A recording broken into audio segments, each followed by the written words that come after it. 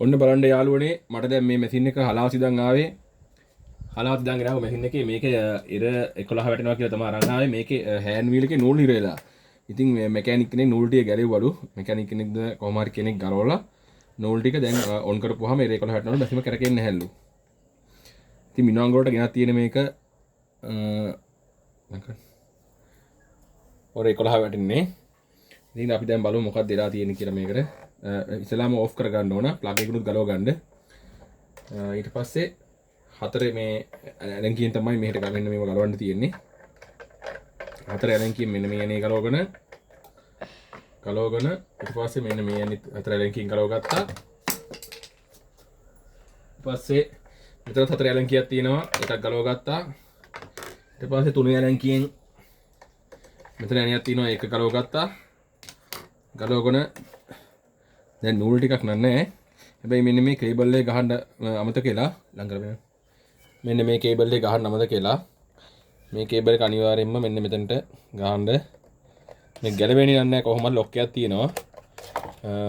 ඊට පස්සේ මේකේ හෑන්ඩ් වීල් එකත් ඉතින් ගලව ගන්න ඕන මේ යන්නේ දාන ලාවට. ඊට පස්සේ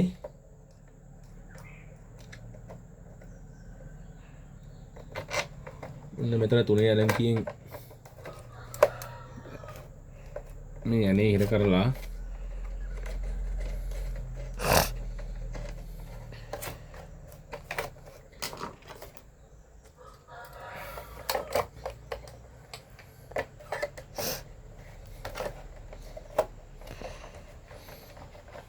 මේ යන ගලව ගල අතරම ගන්න ඕන එකක් නැහැ මේ ඇතුළේ යන තිබ්බට කමක් නැහැ. හැබැයි මේ බොක්ස් එක කන්ට්‍රෝල් බොක්ස් එක අතර ගැලවෙන්න ඕන. මේක ගොඩාක් හිර කරන්නේ අතේ ගන්න හිර කරන්නේ නැත්නම් ඊළඟ දවසක කවදා හරි කාට හරි ගලව ගන්න හම්බෙන්නේ නැහැ. මෙකැනික් කෙනෙකුට ගාවලා එනකොට ග්‍රීස් ටිකක් දාලා හිර කරත් කමක් නැහැ. ভাইබ්‍රේෂන් එකට ගැලවෙන්නේ නැහැ මේක.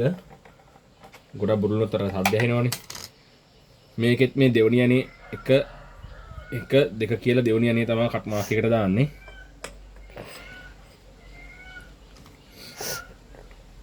තුනේ ඇලන්කිය මෙතන හිර කර ගන්නවා.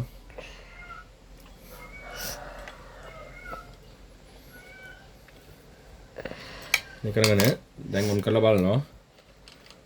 දැන් ඔන්න හරි ගියා මැෂින් එක. දැන් රන් කරලා බැලි හැකි. දැන් හෑන්ඩ් වීල් එක කරකිනවා. මොන හරි තිබ්බොත් කෝල් එකක් දෙන්න ගැටලුවක් ඉස්සෙල්ලා දෙන්න.